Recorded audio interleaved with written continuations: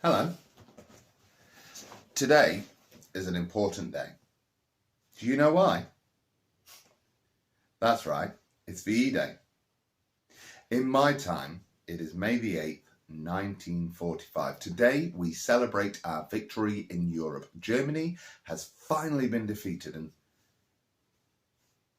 well, to be honest, I'm not quite sure how to feel. I know that I should feel joyous to want to celebrate.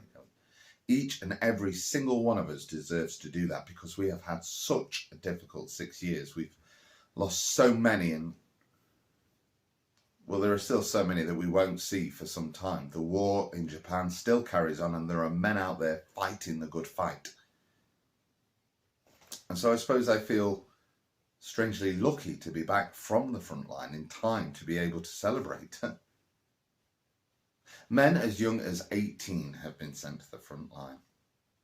This war has taken people's husbands and fathers, brothers and sons into the most dangerous situations, and women. They've been close to the front line as nurses and pilots and mechanics. I mean, can you imagine your older brother or sister, father or cousin being put in such a difficult situation? So I suppose after all these years of feeling fear, the one thing we can feel is pride. Because each and every person in this country has done their part to keep this country safe. Whether that be the men who went overseas to fight or the older gentlemen who were not able to, who stayed here to keep the country safe as wardens or as part of the Home Guard. Everybody has done their bit, whether overseas or here. Even women were given the chance to prove they were equal by working on the farms or the factories or as ambulance drivers or nurses. And I thank God they did, because like many other soldiers, I wouldn't have been here if they weren't. You know, my father was a soldier too. He fought in the First World War, or the Great War, as my mother always called it. You know, we never thought that there'd be another one. And back then, the war mostly happened in places like France. It never really came here. But when the Germans started bombing us each and every night, we knew that we had to do our part.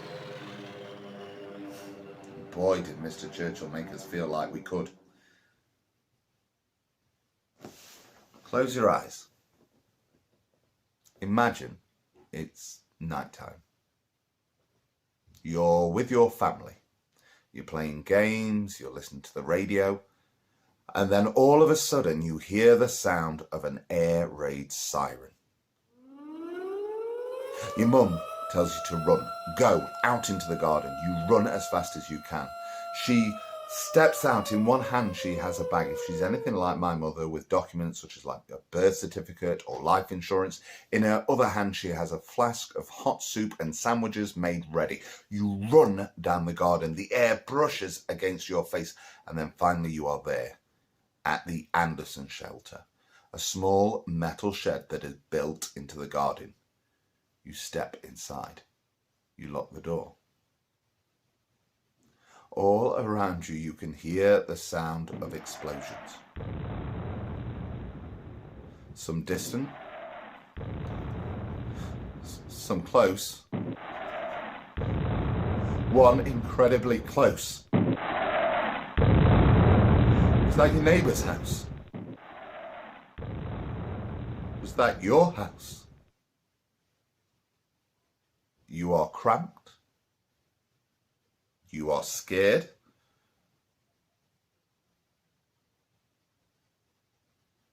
But you are safe.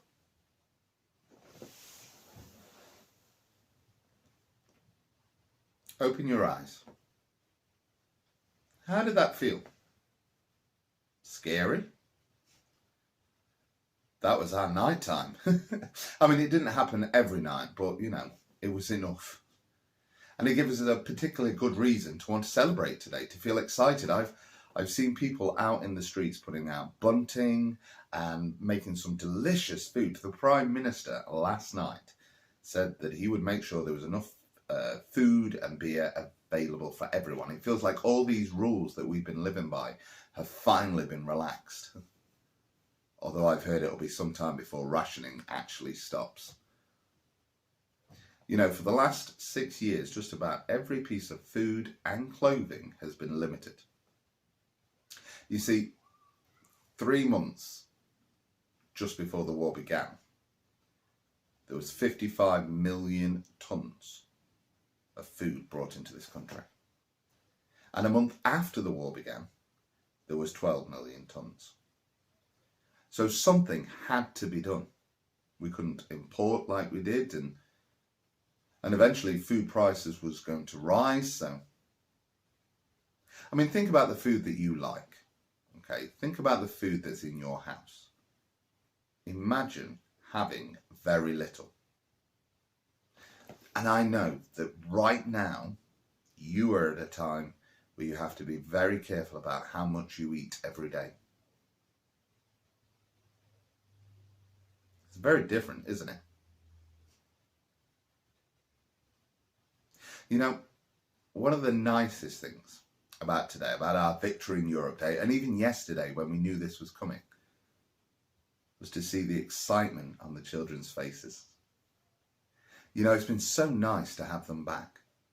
You know, from the very start of the war, many were sent all across the country, and some even back and forth. I mean, can you imagine that? Being sent away from your family. How would you feel? Excited? Scared? Lonely? They're back though. Most of the ones where we live anyway. And yesterday, they were told by their teacher that they could hear a report from the Prime Minister saying that the war was over. And if that was the case, then they wouldn't have to go into school today, that there would be celebrations across the country. And he did. I still remember what he said. Yesterday at 2:41 a.m. at headquarters, General Jodl, a representative of the German High Command, and Grand Admiral Dönitz, the designated head of the German state, signed an act of unconditional surrender of German land, sea, and air forces in Europe to the Allied Expeditionary Forces and simultaneously to the Soviet High Command. All hostilities will officially end at 1 minute after midnight tonight, on Tuesday, May the 8th.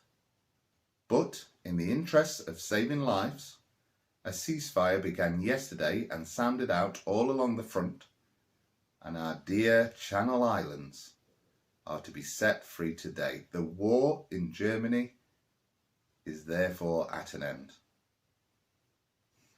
We may allow ourselves a few days rejoicing, but let us not forget the toil and effort that still remains. Japan, with all her greed and treachery, remains unsubdued. The injury she has inflicted on Great Britain, the United States of America, and other countries, and her detestable cruelties call for justice and retribution. Therefore, we must devote all our resources and strength to the completion of our task both at home and abroad. Advance, Britannia. Long live the cause of freedom. God save the King. And today, today, poor Mr. Hughes, the science teacher, I don't think he listened to the report last night, because I saw him bright as a button making his way all the way down the street on the way to the school until a couple of children stopped him and told him that there was no school today. You know, that we were going to have parties instead. Yeah, today we will come together once again, only this time no sadness, joy and cheers, and we will remember them, those that can't be home right now, and and those that might never come home. You know, I saw a woman over the street this morning.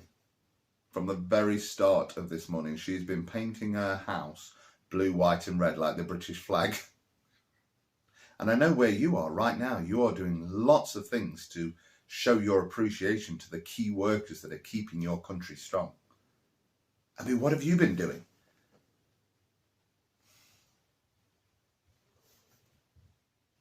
That's lovely. Now, I know you might be thinking, how did we stay positive, you know, in these difficult times? Because we did, you know. And the way we did that was by looking forward, making a plan, all the things that we were going to do once the war was over, all the people we were going to see. And it was that hope and that focus that got us here today. Now, I know where you are right now is a very difficult time. You might be at home and you might feel stuck at home. But like the families in the Anderson shelters, you're safe. And food might be very scarce. You might be very careful about how much food you eat each day. But think about the food you will eat when this is over and where you might go for that. And I know that there are people that you can't see right now, that you'll miss, just like we missed the children when they were sent around the country, and all those people who missed their fathers and mothers and husbands and wives and sons and daughters and brothers and sisters, whether they be overseas or in different parts of the country. But just think about how exciting it will be to see them again. And that's what you have to do. You have to plan for all the things you will do, for all the places you will go, and all the people you will see. Well, I suppose I should get ready. I'm going to go and help my family get ready for today. You know, I'm so excited to see all my friends and family again. To see all those people, and with them we can laugh, we can have joy, we can cheer, we can remember. We may even sing. There'll be bluebirds over the white cliffs of Dover tomorrow, when the world is free.